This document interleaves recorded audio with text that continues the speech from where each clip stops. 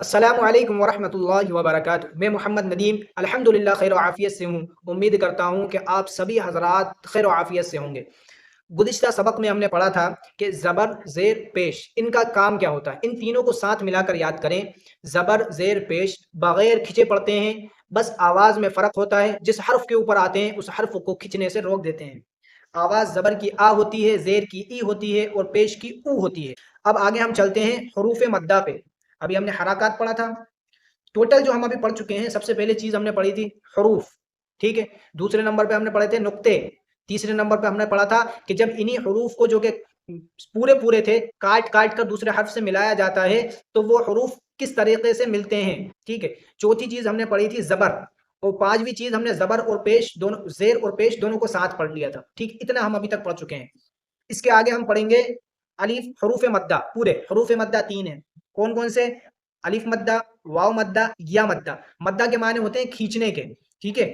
یعنی ان حروف کو، حروف کے معنی حرف، حروف کے معنی حروف، ٹھیک ہے، وجس، اور مدہ کے معنی آتے ہیں کھینچنے کے، یعنی وہ حروف جن کو کھینچا جاتا ہے، ٹھیک ہے۔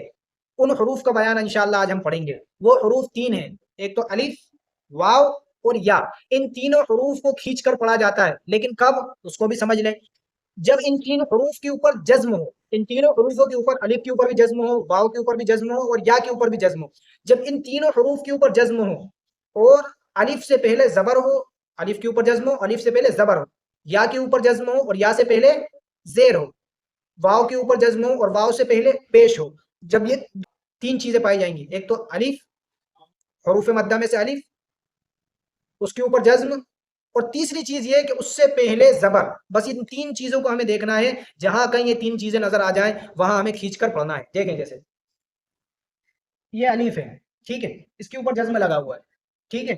اب اور اس سے پہلے حمزہ ہے، اس کے اوپر زبر لگا ہوا ہے، ٹھیک ہے۔ اب ہمیں دیکھنا ہے، سب سے پہلے تو الف نظر آ گیا ہمیں، اس کے اوپر جزم نظر آ گیا، الف نظر آیا تو پہلی چیز پوری ہو گئی، جزم نظر آیا تو دوسری چیز پوری ہو گئی، اور آگے اس سے پہلے والے حرف کے اوپر زبر نظر آ گیا تو یہ تین شرطیں پوری ہو گئی، یہ تینوں شرطیں پوری ہو گئیں۔ اب ہم اسے کھینچ کر پڑھ سکتے ہیں۔ اسی طریقے سے یا مدہ کو لے لیں۔ یا مدہ جب یا ہو، یا کے اوپر جزم ہو، اس سے پہلے والا جو حرف ہے اس کے نیچے زیر رکھا ہوا ہے، مثال کے طور پر با یا زیر بی ہے، تو با یا ہے، یا کے اوپر جزم ہے اور یا سے پہلے با ہے، اس کے نیچے زیر ہے، ٹھیک ہے۔ با یا زیر بی، اس طریقے سے پڑھیں گے۔ اور تیسرا واو ہو، واو کے اوپر جزم ہو اور واو سے پہلے جو حرف ہے اس کے اوپر پیش ہو۔ یہ تین شرطیں، تین شرطیں ان تینوں کے اندر پائے جانا ضروری ہے۔ اگر تینوں پائی گئیں تو پھر ان کو کھینچ کر پڑھیں گے۔ جیسے آپ پہلی تختی دیکھیں، حمزہ الف زبر آ، با الف زبر با، تا الف زبر تا، سا الف زبر سا، جیم الف زبر جا۔ اچھا، اس سے پہلے ہم نے جو پڑھا تھا کہ جس حرف کے اوپر صرف زبر ہو، دیکھیں دو چیزیں ہیں، ایک تو صرف زبر ہو، ایک زبر کے ساتھ الف بھی ہو، ٹھیک ہے۔ صرف زبر اگر ہوگا تو وہاں پر کھینچ کر نہیں پڑھیں گے۔ جیسے حمزہ زبر آ، پیچھے والی تختی دیکھیں آپ، زبر والی کھولیں اس کو، زبر والی تختی کو جب آپ دیکھیں گے تو اس کے اوپر حمزہ کے اوپر جو کہ الف تھا لیکن زبر لگنے سے حمزہ ہو گیا، اس حمزہ کے اوپر زبر لگا ہے صرف، اس کے آگے الف نہیں لگا ہوا، اس وجہ سے اسے کھینچ کر نہیں پڑھیں گے۔ لیکن یہاں پر جو حمزہ ہے جس کے اوپر زبر لگا ہے، اس حمزہ کے آگے الف بھی لگا ہوا ہے، جب حمزہ کے آگے الف بھی لگا ہوا ہے تو اب اس کو کھینچ کر پڑھیں گے، کیونکہ اس کے اندر وہ تینوں شرطیں پائی گئی ہیں، الف بھی ہے، الف کے اوپر جزم بھی ہے، اور الف سے پہلے والے حرف کے اوپر زبر بھی لگا ہے۔ جب یہ تینوں چیزیں پائی گئیں تو اس کو کھینچ کر پڑھیں گے، اور پہلے والا زبر والا صرف اس کے اندر حمزہ کے اوپر زبر ہے، اس کے آگے الف نہیں ہے، اس لیے اس کو کھینچ کر نہیں پڑھیں گے۔ زبر زیر پیش کو کھینچ کر نہیں پڑھیں گے، اور زبر کے بعد الف اگر آ رہا ہے تو اسے کھینچ کر پڑھیں گے۔ جیسے کہ نیچے دیکھیں، مشق کو دیکھیں، زا الف زبر زا، اس لیے ہم نے اسے کھینچ کر پڑھا کیونکہ زبر ہے، زبر کے فوراً بعد الف آ رہا ہے، ٹھیک ہے، اس لیے ہم اسے کھینچ کے پڑھیں گے۔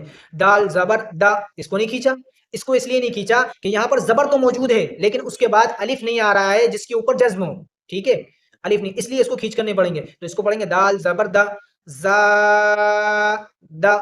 اسی طریقے سے آگے والا دیکھیں، خا الف زبر خا، اس کو کیوں کھینچا؟ اس لیے کہ اس کے ساتھ اوپر زبر ہے اور زبر کے فوراً بعد کیا آ رہا ہے؟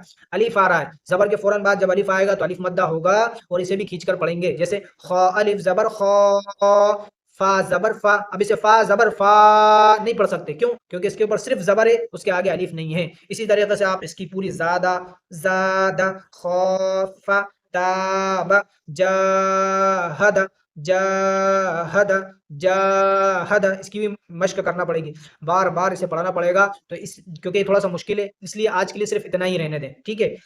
اور اس کی خوب مشق کریں، آپ جتنی زیادہ مشق کریں گے انشاءاللہ اتنا ہی زیادہ فائدہ آپ کو ہوگا، ٹھیک ہے؟ السلام علیکم ورحمۃ اللہ وبرکاتہ، دعائے خیر میں یاد رکھیں۔